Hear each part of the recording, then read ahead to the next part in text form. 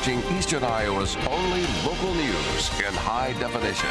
This is Live at 5. As governor, I'm very proud to now issue a proclamation declaring this day, November 23rd, 2010, as Staff Sergeant Salvador Ginta Day in the state of Iowa. Tonight, right here at 5, a hero's welcome. We are live in Hiawatha, a parade in honor of Medal of Honor recipient Salvador Ginta. We have full Team 7 coverage straight ahead. You're watching KWWL, Iowa's News Channel 7, with Ron Steele, Tara Thomas, and Chief Meteorologist Mark Schnackenberg. This is the KWWL News, live at 5. Good evening, I'm Tara Thomas. Ron is off tonight. We are going to bring you back to that parade momentarily, but first we want to take you to Des Moines. That's where Staff Sergeant Ginta got that additional recognition at the state capitol this morning. News Channel 7's John Wilmer reports. The hundreds of Iowans who came here to the state capitol stood in line for more than an hour just to shake hands with Staff Sergeant Ginta and thank him for his service. With a proclamation made by the governor, I, therefore, Chester J. Culver, Governor of Iowa, do hereby proclaim November 23rd, 2010 as Staff Sergeant Salvador Ginta Day in Iowa. The day literally belonged to Staff Sergeant Ginta, who wasted little time passing the praise on to all men and women who serve this country. For those men and women who have paid the ultimate sacrifice so we can live in this country and we can sit and live in this beautiful state and feel protected here at home, this is for them. To them. For more than an hour, Ginta shook hands, signed autographs, and took his picture with hundreds of Iowans who just wanted to say thanks. He is a true inspiration to young people throughout this state and across the nation who now seek role models to look up to and people of good character to emulate. I'm proud to be an American. I'm proud to be an Iowan. I'm proud to be part of this with everyone. I'm proud to serve with the 173rd and the men and women of our nation. I am. Thank you. Thank you for making this possible today. In his speech, Governor Culver said that Staff Sergeant Ginta represents the best of Iowans. In Des Moines, John Wilmer, Iowa's News, Channel 7. And you'll recall Ginta received the Medal of Honor just last week from President Obama for his courageous actions in battle in Afghanistan in 2007. Let's go back out to Hiawatha Live. Here you can see among the crowd of people, patriotic flags, of course, being waved to support Staff Sergeant Salvador Ginta tonight on what Governor Culver has declared Salvador Ginta Day in our state. The parade ends at Guthridge Park in a short while. And of course, falling temperatures have a lot of people bundling up tonight, but they are still turning out no matter the weather. Let's check in now with Storm Track 7 Chief Meteorologist Mark Schnackenberg. He has your first forecast. Yeah, good thing the parade is today because tomorrow looks to be a pretty nasty day around here as rain, freezing rain, sleet, and snow are expected to move into the region. And with that in mind, there is a winter weather advisory in effect across our northern counties that may get expanded tomorrow as the moisture moves in. We get a better handle on the situation, but nonetheless, at least across our northwestern counties here during the day tomorrow.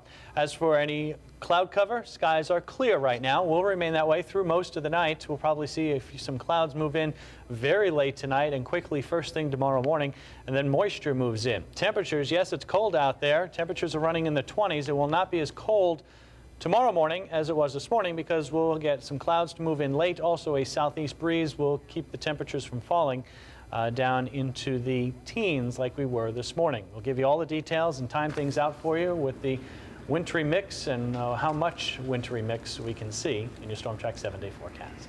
Thank you, Mark. This bad weather and heavy snow have people in the western part of the country without power. In Seattle, the strong storm is closing schools and slowing public transportation. My family out there can't believe they got this stuff before we did. Forecasters say the white stuff will clear out soon, but those cold temperatures are going to stick around. Wild weather is also impacting people near Rockford, Illinois. This video from Caledonia shows a heavily damaged, almost flattened grain bin. A tornado traveled through the city, damaging homes and knocking down trees. Thousands were without power. 5 students and a driver were hurt when a school bus flipped. Road crews are getting ready all across the state for whatever weather Thanksgiving weekend may throw at travelers. News Channel 7's Becca Habegger joins us live from our tri-state newsroom in Dubuque. Becca, the Iowa Department of Transportation says it has all the salt it needs to keep roads as ice-free as possible. They have a little build-up. No snow yet, and it's almost the end of November. That's good news. Yeah, it certainly is. In fact, the Iowa Department of Transportation's Winter Operations Administrator says that the department goes into full winter mode starting all the way back in October 15th and going through April 15th. Now, obviously, state highways are up to DOT to keep ice-free, but local roads are up to cities, and Dubuque has a new and cost-effective method of keeping drivers safe. Now, salt brine or salt water is what both the Iowa DOT and City of Dubuque use to prevent ice from covering roads. But Dubuque also has used other chemicals, including beet juice and a more expensive calcium blend. Now the city has a system that allows Public Works to blend different amounts of the liquids based on the temperature and de-icing needs.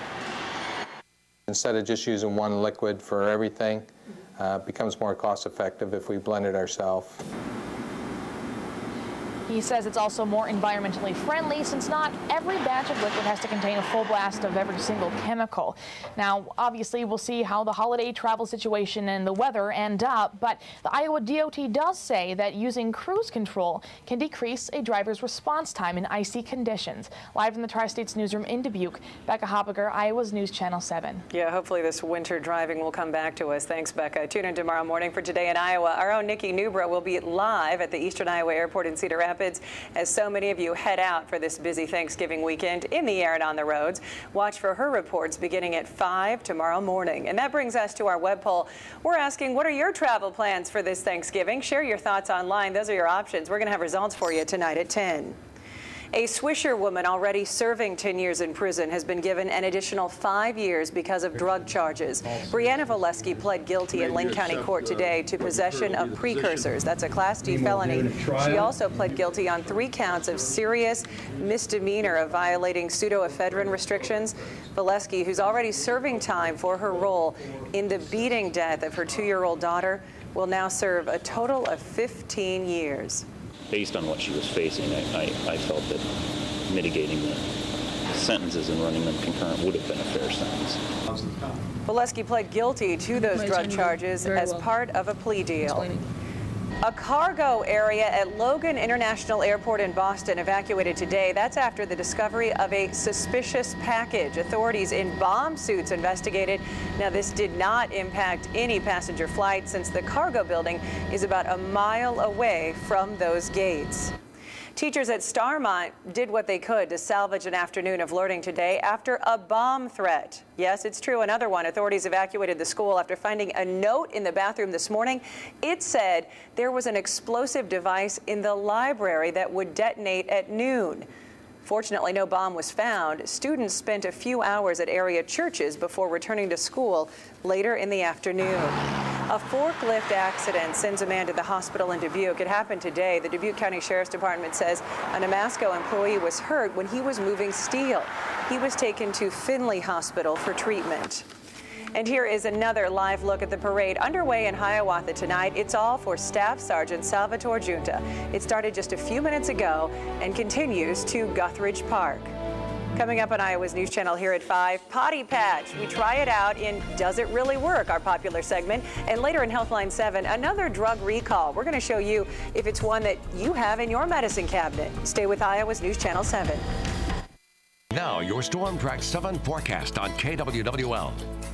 It was a cold start this morning. Temperatures dropped down into the mid-teens. Waterloo at 14, same thing in Charles City, 18 degrees in Dubuque. Prairie du Chien got down to 19. Our normal lows should be down into the lower 20s. It won't be as cold here tomorrow morning because we'll have more of a southeasterly breeze and eventually some clouds will roll into the picture. Right now it's 26 in Waterloo, same thing in Cedar Rapids and Prairie du Chien, 24 degrees at this hour in Dubuque. As for anything on the radar, all is quiet with clear skies. Storm Track 7 Doppler radar showing dry conditions, and the roads are doing pretty good as well. No winter travel problems, at least right now. That is probably going to change here during the morning hours tomorrow. There is a winter weather advisory for our northwestern counties. This will continue until midnight.